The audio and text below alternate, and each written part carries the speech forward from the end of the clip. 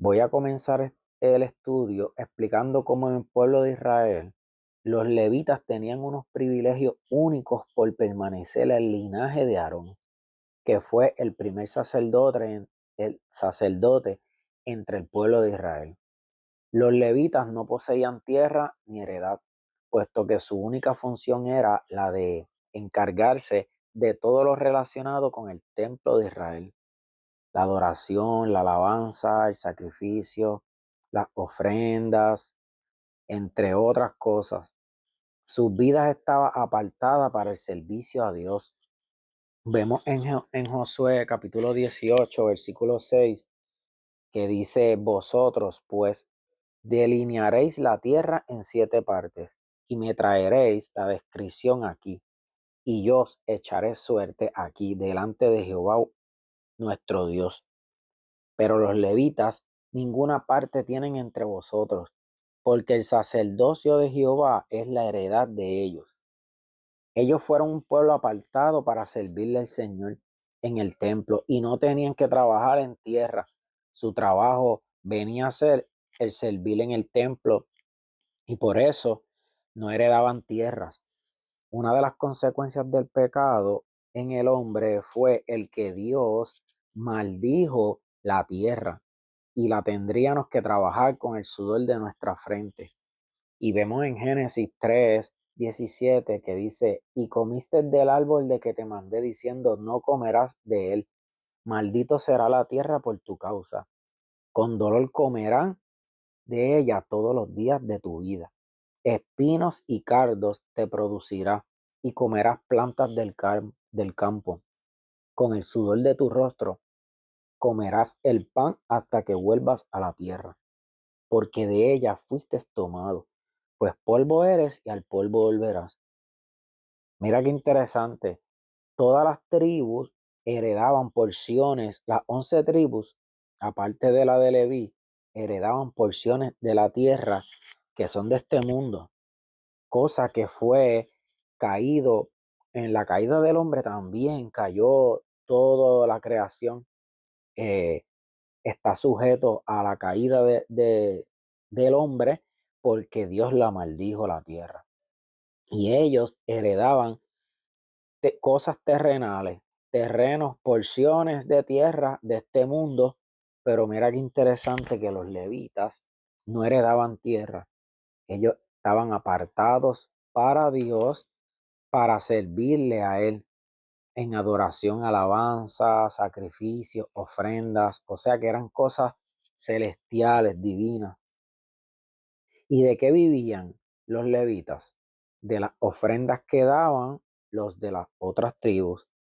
Y vemos en Deuteronomio 18:1 que dice: los sacerdotes levitas, es decir, toda la tribu de Leví, no tendrá parte ni heredad en Israel. De las ofrendas quemadas a Jehová y de la heredad de él comerán. No tendrán pues heredad entre sus hermanos. Jehová es su heredad, como él les ha dicho, y este será derecho de los sacerdotes de parte del pueblo, de los que ofrecieren en sacrificio buey o cordero. Darán al sacerdote la espaldilla y las quijadas y el cuajar, las primicias de tu grano, de tu vino y de tu aceite, y las primicias de la lana de tus ovejas le darás, porque le ha escogido Jehová tu Dios de entre todas las tribus, para que esté para administrar en el nombre de Jehová, él y sus hijos para siempre. Las tareas rutinarias cada día en el templo, ese era su trabajo, y ellos trabajaban todos los días, obvio, se iban turneando cada cierto tiempo con otros levitas, y trabajaban también los sábados, porque el servicio en el tabernáculo o el templo tenía que continuar. Vemos en Primera de Crónicas 9:28, algunos de estos tenían a su cargo los utensilios para el ministerio, los cuales se metían por cuenta y por cuenta se sacaban. Y otros de ellos tenían el cargo de la vajilla y de todos los utensilios del santuario, de la harina, del vino, del aceite, del incienso y de las especias. Y algunos de los hijos de los sacerdotes hacían los perfumes aromáticos. Matatías, uno de los levitas, primogénito Salum, coreita, tenía a su cargo las cosas que se hacían en sartén. Y algunos de los hijos de Coat y de sus hermanos tenían a su cargo los panes de la proposición, los cuales ponían por orden cada día de reposo. Vemos cómo ellos trabajaban todos los días, incluyendo en los días de reposo. Cada uno tenía una labor. Y no importa si fuera el día de reposo, ellos tenían que estar trabajando en lo que Dios le había mandado. La ley los declaraba inocentes porque estaban haciendo lo que Dios le mandó hacer. A los sacerdotes se les permitía trabajar en el día de reposo. El sacerdocio venía por linaje, del linaje de Aarón. Pero vemos cómo antes de ese sacerdocio surgió un sacerdote de Dios en el tiempo de Abraham. Y lo vemos en Génesis 14:18, que dice: entonces Melquisedec, rey de Salem y sacerdote del Dios Altísimo, sacó pan y vino y le bendijo diciendo: bendito sea Abraham del Dios Altísimo, creador de los cielos y de la tierra. Y bendito sea el Dios Altísimo que entregó tus enemigos en tu mano y le dio a Abraham los diezmos de todo. Este sacerdote no venía del linaje de los levitas, sino que era de otro linaje. Un ejemplo de los 12 hijos de Jacob, o sea, Israel, de la tribu de Leví, venían los sacerdotes. No se podía ser sacerdote si era alguien de otra tribu. O sea que Jesús, que dice el Nuevo Testamento que era de la tribu de Judá, otro hijo de Jacob, por medio de ese linaje no podía ser sacerdote. Por medio de esa genealogía natural, sanguínea de Jesús, que venía de la tribu de Judá, no podía ser sacerdote. Pero antes de ese pacto dado en el tiempo de Moisés a los 12 tribus de Israel, o sea, a los 12 hijos de Jacob, apareció el bisabuelo de Leví, Abraham, el cual se fue a darle los diezmos a un sacerdote llamado Melquisedec, que no aparece registrado en la Biblia de dónde salió él, cuál era su genealogía sanguínea, o sea, natural. Y volvemos al tema de la clase anterior de los símbolos proféticos, porque este Melquisedec representaba a Cristo. O sea que ese sacerdocio no tenía que ver nada con ese pacto dado al pueblo de Israel en el tiempo de Moisés. Y leemos en Hebreos 7:1 para ver cuál fue la interpretación del escritor del libro de Hebreos acerca de ese tema sacerdotal de la tribu de Leví y el sacerdocio de Melquisedec. Y dice: porque este Melquisedec, rey de Salem, sacerdote del Dios Altísimo, que salió a recibir a Abraham, que volvía de la derrota de los reyes, y le bendijo, a quien asimismo dio a Abraham los diezmos de todo, cuyo nombre significa primeramente Rey de Justicia y también Rey de Salem, esto es, Rey de Paz, sin padre, sin madre, sin genealogía, que ni tiene principios de día, ni fin de vida, sino hecho semejante al Hijo de Dios, permanece sacerdote para siempre. Considerad, pues, cuán grande era éste, a quien aún Abraham, el patriarca, dio diezmo del motín. Ciertamente los que de entre los hijos de Leví reciben el sacerdocio tienen mandamiento de tomar del pueblo los diezmos según la ley, es decir, de sus hermanos, aunque estos también hayan salido de los lomos de Abraham. Pero aquel cuya genealogía no es contada de entre ellos, tomó de Abraham los diezmos y bendijo al que tenía las promesas. Y sin discusión alguna, el menor es bendecido por el mayor. Y aquí ciertamente reciben los diezmos hombres mortales, pero allí uno de quien se da testimonio de que vive, y por decirle así, en Abraham pagó el diezmo también Leví, que recibe los diezmos, porque aún estaba en los lomos de su padre cuando Melquisedec le salió al encuentro. Sí, pues la perfección fuera por el sacerdocio levítico, porque bajo él recibió el pueblo la ley.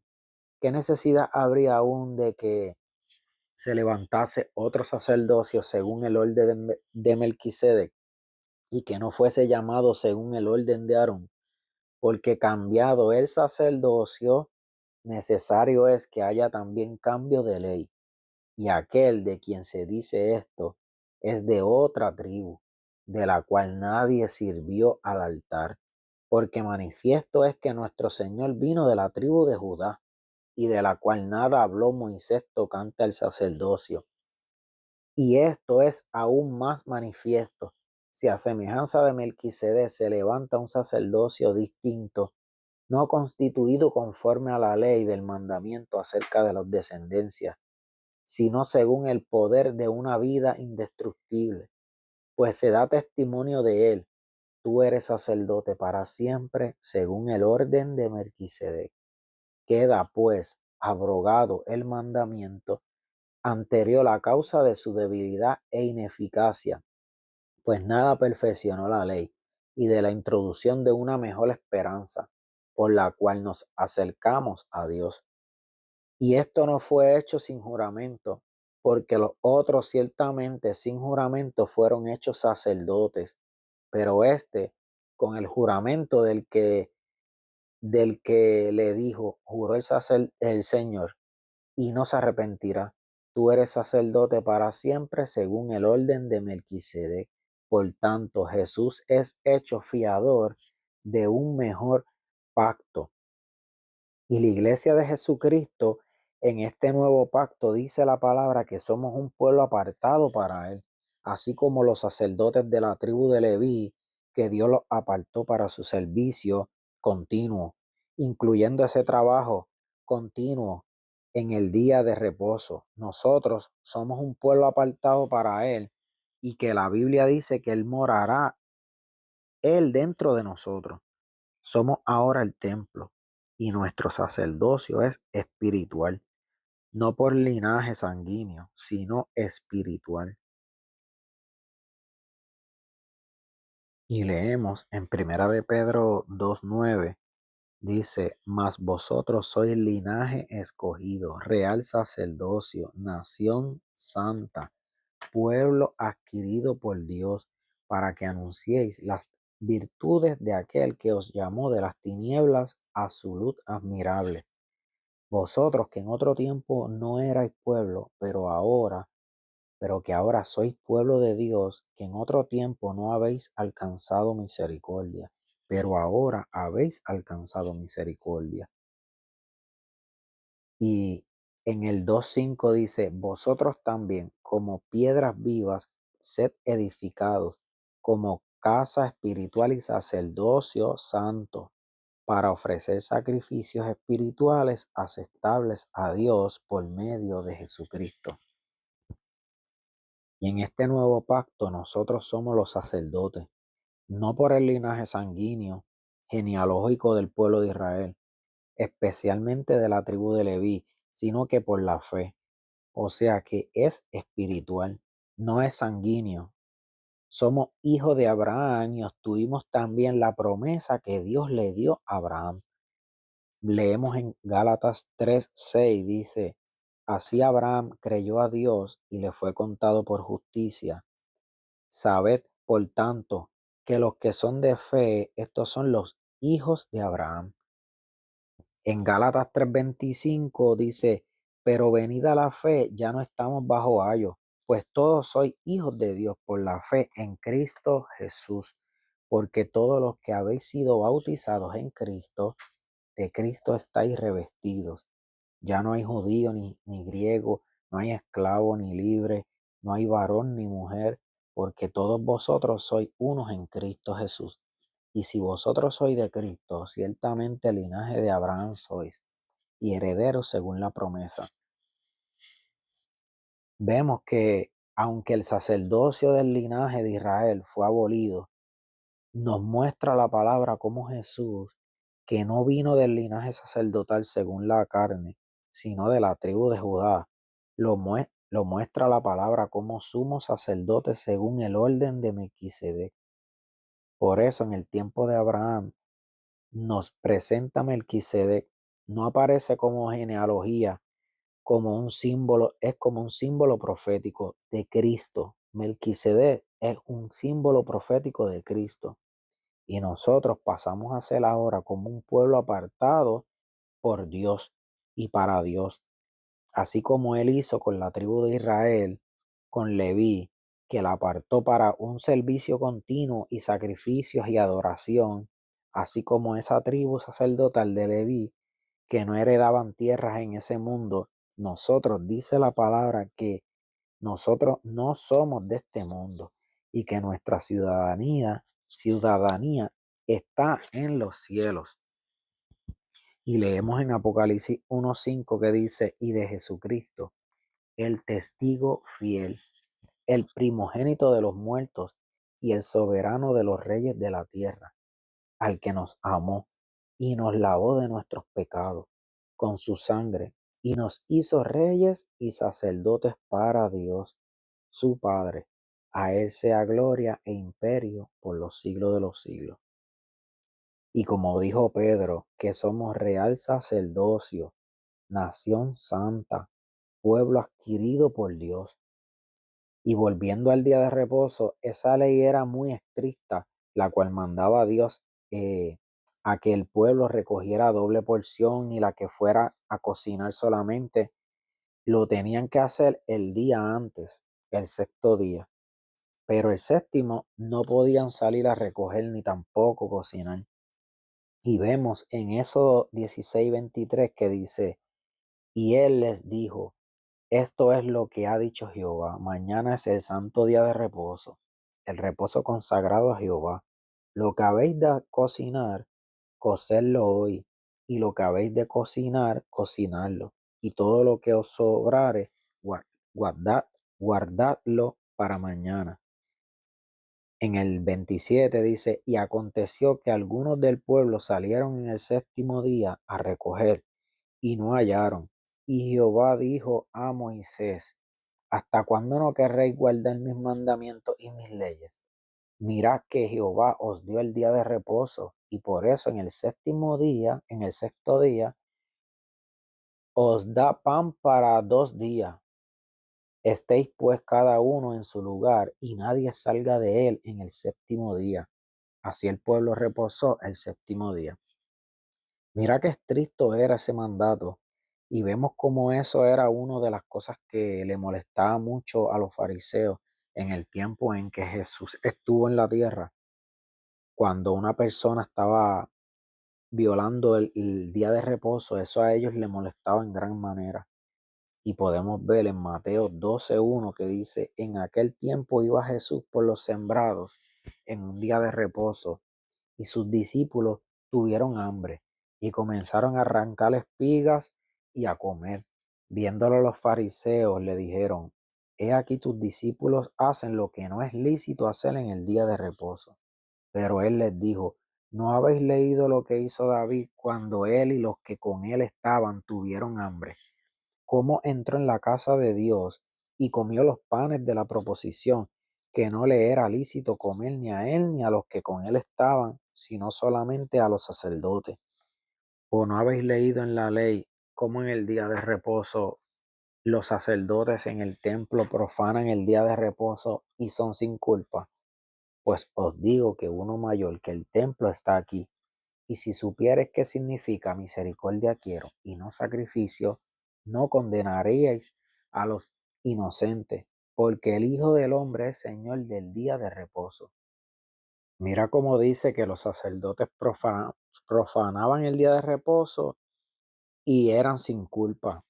Jesús estaba enseñando, porque en la Biblia, al pasar de los tiempos, la revelación iba dándose progresivamente, que así como los sacerdotes lo profanaban y eran sin culpa, ahora también la iglesia como real sacerdocio, nación santa, pueblo adquirido por Dios, o sea, apartado para Él, para su servicio, que ya habéis entrado en el verdadero reposo que es Cristo, no tiene que guardar un reposo físico, el cual era una sombra, un símbolo profético de Él. Y el Señor del día de reposo estaba allí y estaba autorizando eso. Y vemos en Romanos 10:4 que dice, porque el fin de la ley es Cristo para justicia a todo aquel que cree. Así que debemos de obedecer al Señor del día de reposo, porque Él fue el que dijo eso. Así Jesús ya estaba enseñando en el nuevo pacto que consiste en el amor y la misericordia, en el evangelio del reino, de la gracia de Dios.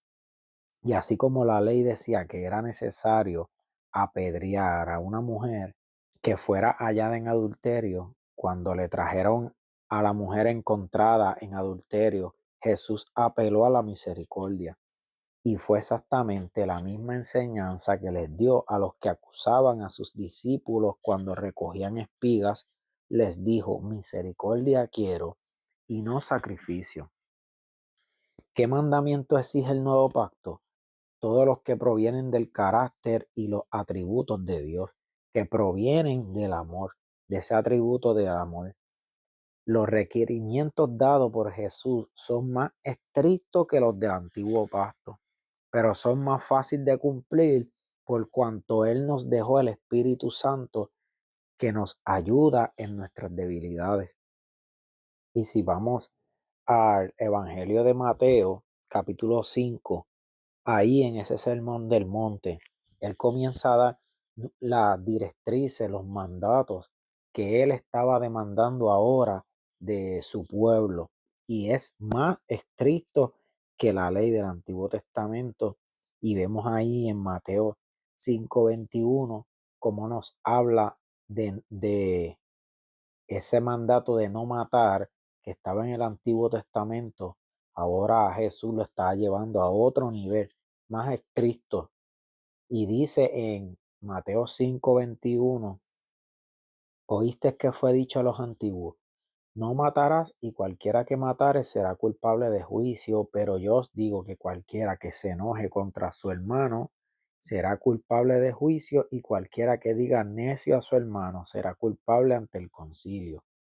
Y cualquiera que le diga fatuo quedará expuesto al infierno de fuego. Por tanto, si traes tu ofrenda al altar y allí te acuerdas de que tu hermano tiene algo contra ti, deja allí tu ofrenda, déjala delante del altar y anda y reconcíliate primero con tu hermano y entonces ven y presenta tu ofrenda. Ponte de acuerdo con tu adversario pronto, entre tanto que estás con él en el camino, no sea que el adversario te entregue al juez y el juez haga algo así y seas echado en la cárcel. Pero de cierto te digo que no saldrás de allí hasta que pagues el último cuadrante. Mira esto, ahora él está diciendo que si tú te enojas con tu hermano, eso equivale a que lo están matando. Dice, oíste que fue dicho a los antiguos, no matarás, y cualquiera que matare será culpable de juicio.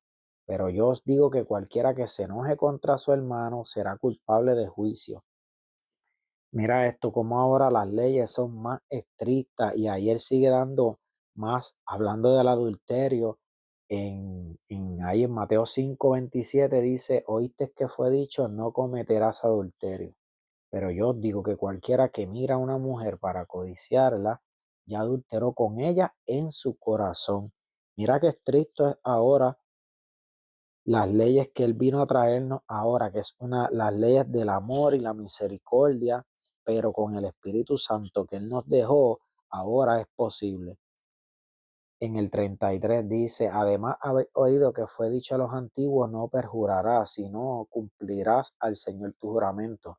Pero yo os digo que no juréis en ninguna manera, ni por el cielo, porque es el trono de Dios, ni por la tierra, porque es el estrado de sus pies, ni por Jerusalén, porque es la ciudad del gran rey. Entonces vemos también en el 43 que dice de amar al prójimo como a ti mismo. Dice, oíste que fue dicho, amarás a tu prójimo y aborrecerás a tu enemigo. Pero yo os digo, amad a vuestros enemigos, bendecid a los que los maldicen, haced bien a los que los aborrecen y orad por los que os ultrajan y os persiguen.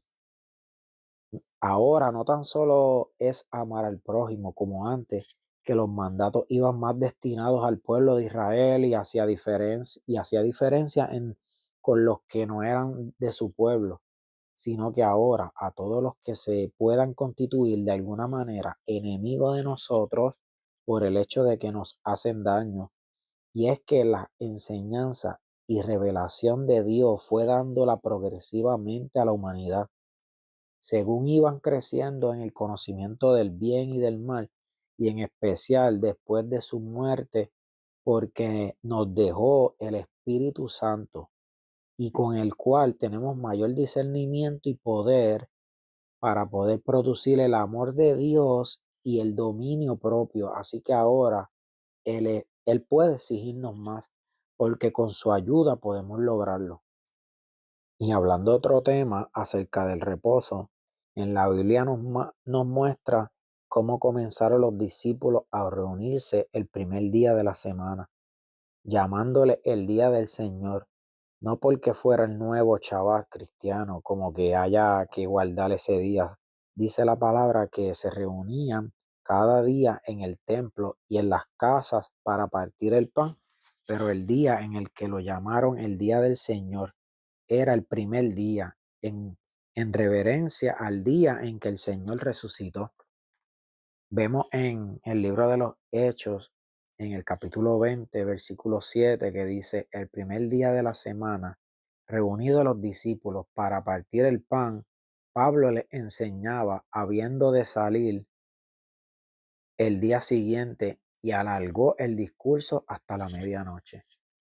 Y en Primera de Corintios, capítulo 16, versículo 2, dice, cada primer día de la semana, cada uno de vosotros ponga aparte algo, según haya prosperado, guardándolo para que cuando yo llegue no se recojan entonces ofrendas. Vemos cómo se reunían el primer día de la semana y el apóstol Pablo le estaba exhortando acerca de una ofrenda que tenían que dar. Él le daba ese consejo de que cada primer día de la semana, o sea, cuando se reunían, que apartaran algo para cuando él llegara, no tendrían que recoger las ofrendas ese mismo día. O sea, que ellos se reunían en el primer día de la semana y le llamaban el día del Señor. Y vemos en Apocalipsis 1:10 que dice, yo estaba en el Espíritu en el día del Señor. Ese es el apóstol Juan. Y oí detrás de mí una gran voz como de trompeta. Mira, él estaba en el Espíritu en el día del Señor. Y vemos que a través de la historia se han hecho diferentes escritos y vemos como después de la Biblia, entre todos los escritos más creíbles, se encuentra la Didache, que se considera el más creíble de todos, ya que data de los años 70 al 100 después de Cristo y se le conoce con otro nombre de la enseñanza de los 12 apóstoles o enseñanza del Señor a las naciones por medio de los 12 apóstoles y menciona el día del Señor y dice los días del Señor reunidos para la partición del pan y la acción de gracias después de haber confesado vuestros pecados, para que sea puro vuestro sacrificio. Mira cómo dice, los días del Señor reunidos para la partición del pan y la acción de gracia. Ellos le llamaban a ese día que ellos se congregaban para partir también el pan, el primer día de la semana, le llamaban el día del Señor. Y vemos así que a través de muchos escritos de los padres de la iglesia, eso podemos confirmarlo. Ese día, el día del Señor, que era el primer día de la semana, lo podemos confirmar con un sinnúmero de escritos. Y yo les voy a leer algunos de ellos. Vemos en el libro de Justino Mártir, que eso data de los años 100 al 165 después de Cristo, dice, pero el domingo es el día en el que todos nosotros hacemos nuestra común reunión, porque es el día en que Dios, habiendo forjado un cambio en la oscuridad y las cosas, hizo el mundo, y el mismo día en que nuestro Salvador Jesucristo se levantó de la muerte. Eso está en Primera Apología de Justino, en el capítulo 67. Ignacio de Antioquía, eso fue 117 después de Cristo, en la carta a los magnesios, dice: permitid a cada amigo de Cristo guardar el día del Señor como un festival, el día de la resurrección, principal y rey de todos los días de la semana. Mira esto, como él dice: permitid a cada amigo de Cristo guardar el día del Señor como un festival, el día de la resurrección, principal y rey de todos los días de la semana. Mira qué interesante esto.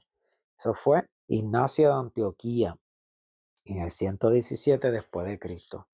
Y vemos en la epístola de Bernabé, eso fue 100 años después de Cristo, dice: por último les dice, vuestros novilunios y vuestros sábados no los aguanto. Mirad como dice: no me son aceptos vuestros sábados desde ahora, sino el que os he hecho, aquel en que, haciendo descansar todas las cosas, haré el principio de un día octavo, es decir, el principio de otro mundo. Por eso justamente nosotros celebramos también el día octavo, el domingo, con regocijo, por ser el día en que Jesús resucitó de entre los muertos y después de manifestado, subió a los cielos. En la homilía de Orígenes dice: en domingo no se debe hacer ninguna de las obras del mundo. Absténganse de todos los trabajos de este mundo y guárdense libres para las cosas espirituales. Vayan a la iglesia, escuchen la lectura y las predicaciones. Mediten en las cosas celestiales. En la epístola de Cipriano de Cartago, sesión 4, dice: el octavo día, que es el primer día después del sábado y el día del Señor. Mira lo que dice: el día del Señor, después del día de Shabbat. Tertuliano, presbítero de Cartago, contra los gentiles, en defensa de los cristianos, capítulo 26, dice: nosotros nos alegramos el domingo espiritualmente, no por el culto o veneración del sol, sino por fines más altos. Los gentiles, los gentiles en sábado celebran las fiestas a Saturno, diferenciándose mucho del rito judaico, que ignoran que en los judíos el ocio del sábado es misterio, en los gentiles soltura para ocuparse en todo género de lascivia. Nosotros en todo nos diferenciamos de todos, porque el día después del sábado es nuestra fiesta, y el rito es honesto y sobrio. Clemente de Alejandría, 150 al 211 después de Cristo, dice: un verdadero cristiano, de acuerdo con lo ordenado en el Evangelio, observa el día del Señor echando fuera todos los malos pensamientos y dedicándose a todo lo bueno, honrando la resurrección del Señor, la cual tomó lugar en ese día. Atanasio de Alejandría, 296 al 373 después de Cristo. El Sabbat fue el fin de la primera creación y el día del Señor el comienzo de la segunda, en la cual renovó y restauró lo antiguo de la misma forma que prescribió que debían anteriormente observar el Shabbat como memorial del fin de las primeras cosas. Así nosotros honramos el día del Señor como memorial de la nueva creación. Eusebio Cesarea, 275 al 339 después de Cristo. El grupo herético de los ebionitas guardaban el sábado y toda la conducta judaica, pero el domingo observaban prácticas parecidas a las nuestras en memoria de la resurrección del Salvador. Concilio de la Odisea, 363 al 364 después de Cristo. Los cristianos no han de judaizarse y no deben estar inactivos en el Shabbat, sino que deben trabajar ese día. Deben, sin embargo, reverenciar particularmente el día del Señor. Y si es posible, no trabajar en él, porque son cristianos. Mira qué interesante, esto es bien importante, porque nosotros así podemos tener un concepto de las creencias de la Iglesia de Jesucristo en los primeros años, en los primeros siglos. Por eso es muy importante también estudiar esto, porque así nosotros podemos ver que grandes hombres de Dios que dejaron muchos escritos importantes nos dan a entender que todos ellos guardaban el domingo no porque fuera el día de reposo de los cristianos, no. Ellos lo guardaban en honor a la resurrección de Jesucristo y porque ya no tenían que guardar el reposo y ni ningún otro día de la semana. Y ellos decidieron escoger ese día, el día de la resurrección del Señor, para adorar y festejar y honrar al Señor y adorar al Señor en ese día.